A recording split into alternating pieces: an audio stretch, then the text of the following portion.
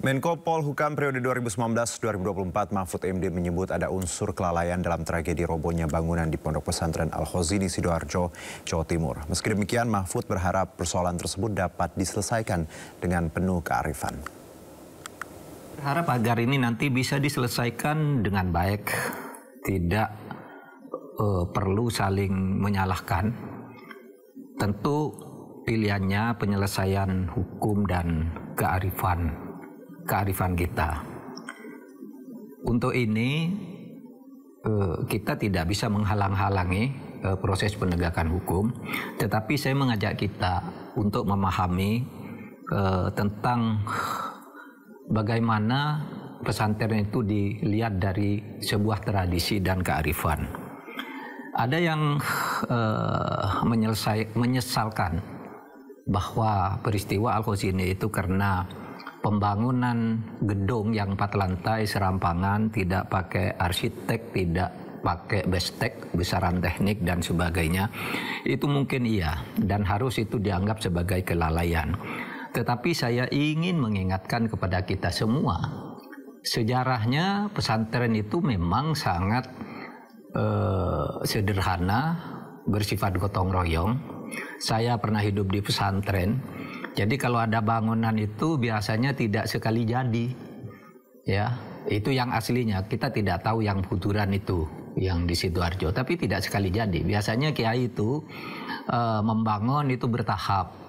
Tahun ini ada sumbangan 1 kamar, ya 1 kamar dibangun dulu. Lalu besok ada orang datang, saya mau nyumbang semen 50 sak, lalu ada nyumbang batu dan sebagainya, dibangun lagi gitu. Sehingga tidak mungkin kita mengharapkan ada gambar teknik yang utuh dari depan, karena itulah tradisi pesantren. Dan ini mungkin akan menjadi bahan memberi pertimbangan kearifan kepada kita bagaimana pengelolaan pesantren itu. Oleh sebab itu agak susah mengharapkan dari pesantren itu, terutama pesantren-pesantren salaf atau salafiyah gitu, itu yang kemudian ada IMB yang terkoordinasi dan teradministrasikan dengan baik karena uangnya yang tidak menyatu. Kita ke informasi berikutnya, pemirsa. Pemerintah akan merelokasi warga di sekitar kawasan industri Cikande, Serang, Banten yang diduga terpapar radioaktif berbahaya. Ada 32 titik di Cikande dinyatakan terkontaminasi dan berpotensi mengganggu kesehatan warga.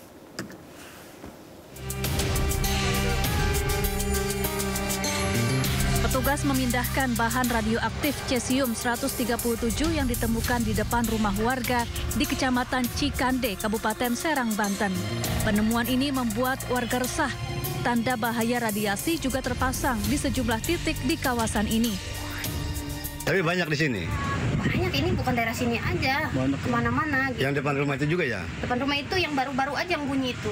Urugan juga, buat rumah juga ya, buat bangun rumah urugan ya? Kalau di sini enggak, saya nguruk ini aja. Nguruk doang? Nguruk di sini aja biar nggak becek gitu. Itu juga yang baru doang, kalau yang enggak.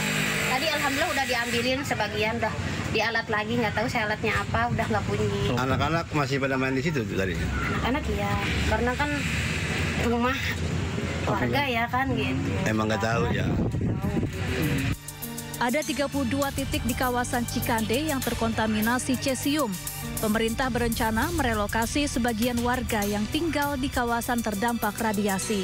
Selain itu, pemerintah juga memasang sejumlah alat untuk mendeteksi cesium. Ini dilakukan untuk menjamin semua truk-truk yang lewat ini wajib tidak boleh mengandung cesium. Ya. Di lapangan nanti kita akan lihat, kita juga sudah lokalisir semua pancaran-pancaran yang ada di lapangan. Ada 10 titik yang sebagaimana disampaikan oleh Satgas kemarin yang telah dilakukan lokalisir dan dengan tanda-tanda itu. Dekontaminasi juga kita lakukan. Ini sudah 2 titik.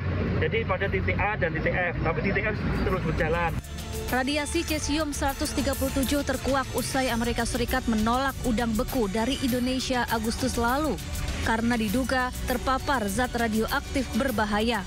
Pemerintah lalu mengecek lokasi produksi pengemasan udang di Cikande dan menemukan adanya radiasi cesium 137.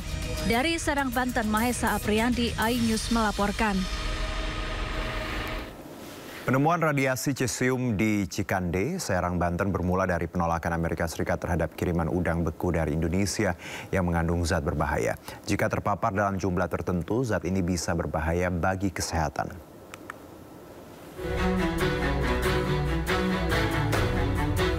Agustus 2025 lalu, FDA Amerika Serikat menolak kiriman udang beku dari Indonesia. Hasil penelitian di Amerika menunjukkan udang yang dikemas di sebuah pabrik di Cikande, Serang, Banten itu ternyata mengandung zat radioaktif berbahaya bernama radionuklida cesium 137.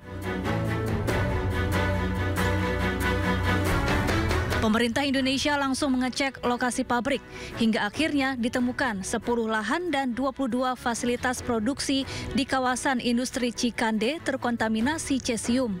Kementerian Kesehatan kemudian melakukan pemeriksaan kesehatan terhadap 1.562 pekerja dan warga. Menko Bidang Pangan Zulkifli Hasan menegaskan kontaminasi cesium 137 hanya terjadi di Cikande dan tidak pada rantai pasok nasional maupun ekspor. Pemerintah juga terus bergerak cepat menangani kasus ini.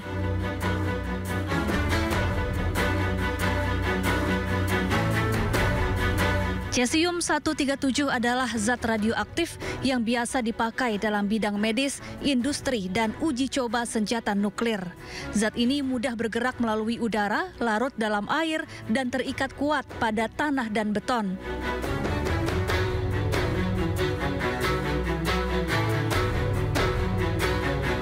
Adapun radiasi cesium ini berbahaya bagi tubuh manusia. Dalam jangka pendek bisa mengakibatkan mual, muntah, kejang-kejang hingga luka bakar.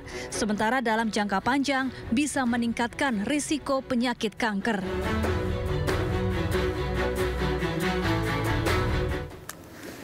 Warga Balaraja, Tangerang, Banten mengeluhkan pencemaran udara dari pengelolaan limbah bahan beracun dan berbahaya.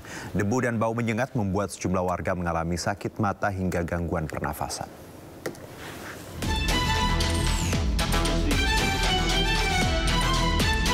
Warga Desa Sentul, Kecamatan Balaraja, Kabupaten Tangerang, Banten mengeluhkan pencemaran udara di daerahnya.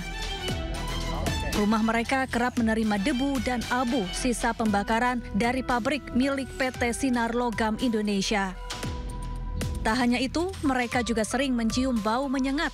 Kondisi ini membuat sejumlah warga mengalami batuk, sesak nafas, mata perih, dan sakit tenggorokan. Adapun pencemaran ini diduga berasal dari pengelolaan limbah bahan beracun dan berbahaya atau B3. Kalau lama-lama kita di luar gitu tenggorokan sakit, kemudian pusing, nanti mual. Apalagi saya kebetulan punya anak yang punya asma ya, itu beberapa kali kalau sudah baunya itu sangat-sangat luar biasa, harus langsung ke IGD, harus di nebu. Sementara itu, Dinas Lingkungan Hidup dan Kebersihan Kabupaten Tangerang menyatakan akan menindaklanjuti aduan warga. LSI ini kan perizinannya ada di pusat ya, tapi tetap kami juga ikut mengawasi, apalagi ketika ada laporan pengaduan dari warga ya kami tindak lanjuti. Dan sama seperti laporan yang lain di tempat lain, kami tindak lanjuti. Hanya kemarin memang ketika akan ambil sampel terkendala cuaca, sehingga ketika cuaca ada hujan maka debu-debu yang sebelumnya dikomplain oleh warga itu kita tidak bisa pastikan kan, debunya kan hilang oleh air hujan. Kemudian memang lokasi pengambilan sampel itu harus di pabrik itu, tidak bisa di luar itu karena khawatirkan itu debu dari yang lain. Warga berharap pemerintah bertindak tegas terhadap aktivitas pabrik yang dinilai mencemari lingkungan dan membahayakan kesehatan warga. Dari Tangerang, Banten, Ai Marani, iNews melaporkan.